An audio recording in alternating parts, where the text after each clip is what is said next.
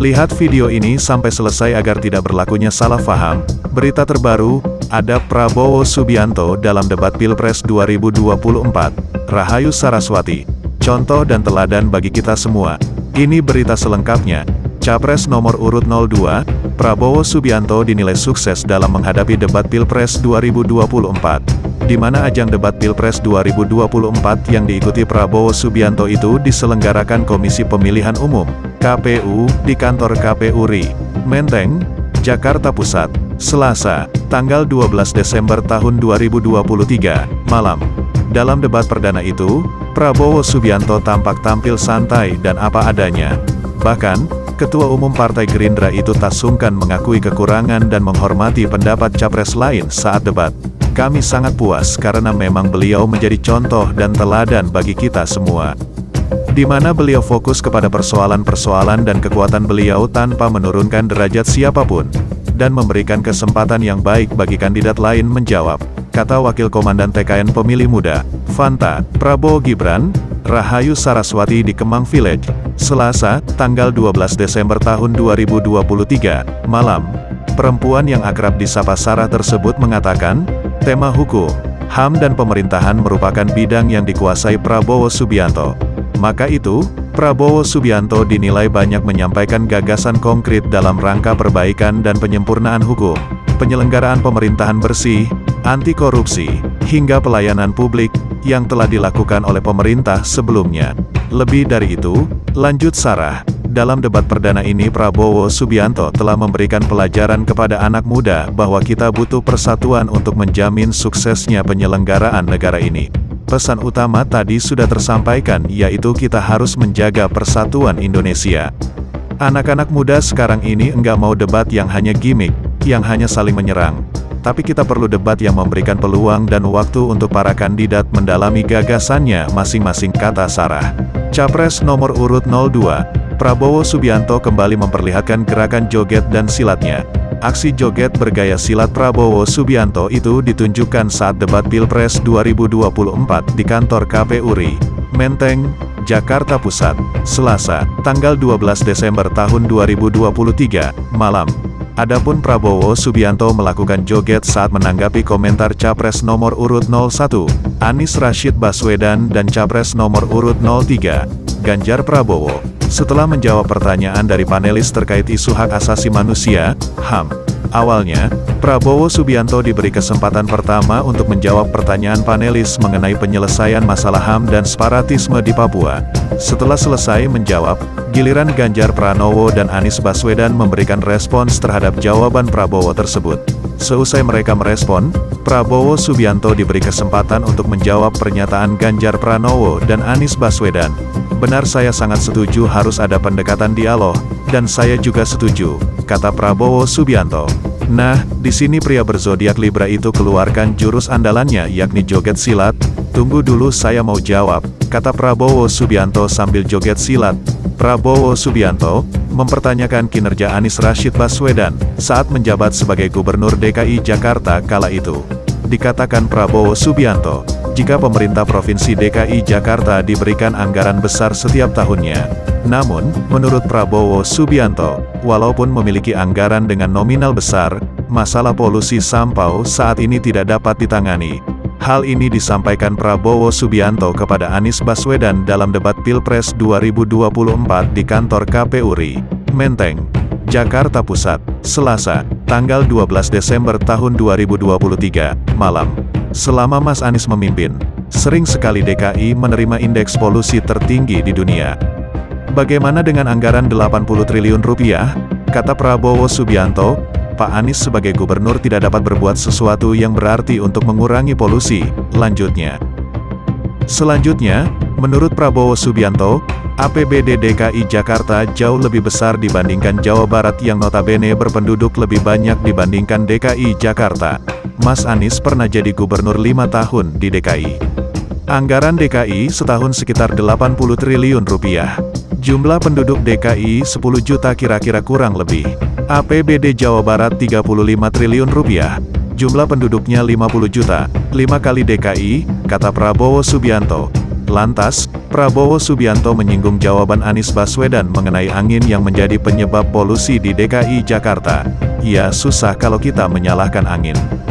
Jadi saya bertanya dengan anggaran segitu besar, langkah-langkah yang bisa dilakukan dengan real dalam 5 tahun mengurangi polusi juga, di mana rakyat Jakarta begitu banyak yang mengalami sakit pernapasan, kata Prabowo Subianto. Jadi, saya kira kalau kita dengan gampang menyalahkan angin, hujan dan sebagainya ya mungkin tidak perlu ada pemerintahan kalau begitu, imbuhnya. Prabowo Subianto ditanya oleh Capres nomor urut 03, Ganjar Pranowo soal putusan Mahkamah Konstitusi, MK, di mana putusan MK tersebut dinilai putusan yang berhasil meloloskan Gibran Rakabuming Raka menjadi cawapres untuk Prabowo Subianto di Pilpres 2024. Pertanyaan mengenai putusan MK terlontar saat sesi tanya jawab dalam debat Pilpres 2024 di kantor KPU RI, Kecamatan Menteng, Jakarta Pusat, Selasa, tanggal 12 Desember tahun 2023, malam. Awalnya, Prabowo Subianto diminta menjawab mengenai peningkatan atau penguatan lembaga kehakiman. Ketua Umum Partai Gerindra itu menjelaskan mengenai janjinya penguatan kehakiman. Seusai itu, Ganjar Pranowo pun menanggapi pernyataan Prabowo Subianto tersebut. Khususnya, kata Ganjar Pranowo, terkait putusan MK yang melahirkan sidang Majelis Kehormatan MK. Terima kasih. Komitmennya Pak Prabowo luar biasa, tapi dalam konteks kekinian saya terpaksa. Mohon maaf, terpaksa sekali lagi saya harus bertanya. Apa komentar Pak Prabowo terhadap putusan MK yang melahirkan MK, Majelis Kehormatan Mahkamah Konstitusi itu? Itu aja, terima kasih, kata Ganjar. Lalu, Prabowo Subianto pun menjawab, jika hal itu diserahkan kepada masyarakat untuk menilai terhadap putusan tersebut. Prabowo Subianto pun bilang, kalau masyarakat sudah pandai untuk menilai benar atau salah, saya kira mengenai Mahkamah Konstitusi aturannya sudah jelas, kita juga bukan anak kecil. Rakyat kita juga pandai, rakyat kita juga lihat, rakyat kita juga tahu Mas Ganjar. Kita tahu lagi mana prosesnya, kata Prabowo. Selain itu, Prabowo mempertanyakan siapa yang mengintervensi putusan MK tersebut.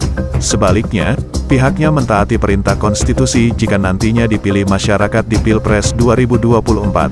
Yang intervensi siapa? Tetapi intinya adalah kita tegakkan konstitusi, kita tegakkan UU. Kita perbaiki yang kurang sempurna dan kita patuh kepada komitmen UU itu sendiri. Imbuhnya, Capres nomor urut 02, Prabowo Subianto dan Capres nomor urut 03, Ganjar Pranowo berdebat soal nasib petani. Hal ini disampaikan Ganjar Pranowo dan Prabowo Subianto dalam debat Pilpres 2024 di kantor KPU RI, Menteng, Jakarta Pusat, pada Selasa, tanggal 12 Desember tahun 2023, malam. Awalnya, Prabowo Subianto singgung program Kartu Tani yang pernah dibuat Ganjar Pranowo semasa jadi Gubernur Jawa Tengah. Menurut pandangan saya, kelompok rentan itu juga termasuk para petani dan nelayan. Dan yang saya dapat setelah saya keliling khususnya di Jawa Tengah, kata Prabowo Subianto, Pak Ganjar, petani-petani di situ sangat sulit dapat pupuk dan mereka mengeluh dengan Kartu Tani yang Bapak luncurkan, katanya Prabowo Subianto. Lantas Prabowo Subianto pun bertanya kepada Ganjar Pranowo untuk menjawab soal program pupuk tersebut. Jadi sebetulnya mereka ingin pupuk itu pengadaannya disederhanakan. Saya kira Bapak mungkin bisa menjawab masalah itu, kata Prabowo. Lalu Ganjar Pranowo pun menjawab, jika masalah pupuk tak hanya dirasakan petani di Jawa Tengah. Menurutnya, sejumlah petani di berbagai provinsi juga merasakan kesulitan yang sama. Untuk Pak Prabowo, saya harus mengingatkan Pak, pupuk langka terjadi di Papua, pupuk langka terjadi di Sumatera Utara, Pak, pupuk langka terjadi di NTT, NTB, Kalimantan Timur, termasuk bensin, kata Ganjar Pranowo. Kemudian Ganjar Pranowo akhirnya menegaskan, kalau masalah data petani hingga kini tak pernah beres. Oleh karena itu, Ganjar Pranowo berjanji membuat satu data berkaitan dengan petani. Mungkin Bapak sedikit agak lupa, saya bisa mengingatkan karena Bapak pernah menjadi ketua HKTI Pak, data petani kita enggak pernah beres, kata Ganjar Pranowo. Maka kalau kemudian satu data petani itu bisa kita kelola, distribusi pupuknya harus bisa sampai dan tepat sasaran. Pungkasnya, Prabowo Subianto setuju akan pendekatan dalam menangani kekerasan dan penegakan hukum dalam pelanggaran hak asasi manusia, HAM, di Papua, harus diselesaikan melalui dialog. Hal itu disampaikan Prabowo Subianto di debat perdana Komisi Pemilihan Umum, KPU, RI Menteng, Jakarta Pusat, Selasa, tanggal 12 Desember tahun 2023, malam. Benar, saya sangat setuju kita harus ada pendekatan dialog. Dan saya juga setuju. Hei, tunggu dulu, aku mau jawab, kata Prabowo Subianto. Jadi, benar keadilan. Benar sekali, harus ada keadilan, lanjut Prabowo Subianto. Selanjutnya Prabowo Subianto juga mengatakan, untuk menyelesaikan masalah itu tidak semudah berbicara, tetapi saya mengatakan tidak sesederhana itu, Pak Anies. Ada faktor-faktor lain, Pak Anies. Ada faktor geopolitik, ada faktor ideologi. Inilah yang masalahnya tidak gampang, kata Prabowo Subianto. Selain itu, Prabowo Subianto juga menambahkan, jika semua kekuatan harus dirangkul. Tetapi saya sependapat kita harus tegakkan keadilan, dialog. Ini masalah bangsa, semua kekuatan harus rangkul, imbuhnya. Prabowo Subianto mengatakan, mengatasi masalah HAM di Papua itu tidak mudah, karena adanya gerakan separatis dan campur tangan asing. Kita lihat ada campur tangan asing dan kita lihat kekuatan tertentu ingin Indonesia disintegrasi dan pecah, kata Prabowo.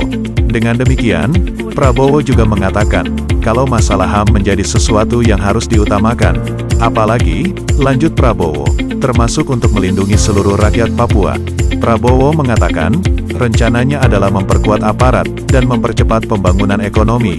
Presiden Jokowi adalah presiden yang paling banyak ke Papua kalau tidak salah sampai 19 kali dan pemerintahan di bawah Jokowi ekonomi Papua paling tinggi. Saya akan lanjutkan kemajuan ekonomi sosial dan melindungi rakyat Papua dari separatisme dan menjamin penegakan HAM. Pungkasnya, Prabowo Subianto mendapatkan kesempatan kedua untuk memaparkan visi misinya dengan waktu yang diberikan selama 4 menit. Ia menempatkan hukum, HAM, pelayanan pemerintah, pemberantasan korupsi, perlindungan terhadap semua kelompok masyarakat menjadi sangat penting. Karena itu dalam visi misi kita hal-hal ini ditaruh di paling atas, kata Prabowo. Kemudian, Prabowo berjanji bersama calon wakil presiden Gibran Rakabuming Raka, jika akan memperbaiki harus yang diperbaiki.